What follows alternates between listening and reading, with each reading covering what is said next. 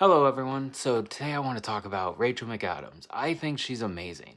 I think her best years, if you're going to watch anything from her, is from probably about maybe 2004. With Mean Girls was like her breakout role. Um, don't watch The Notebook. I really don't like the movie. You might like it, but I know a lot of people do.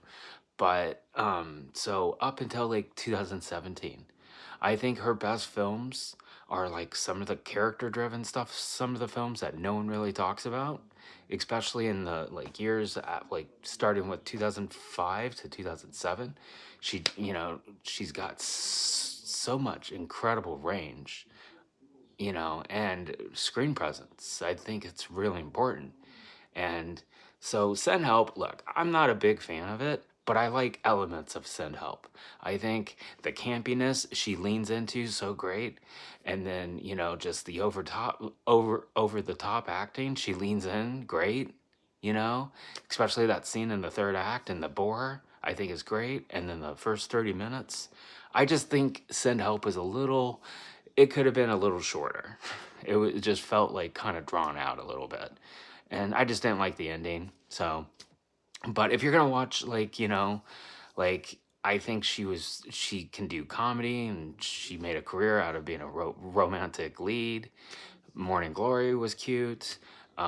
Disobedience was great.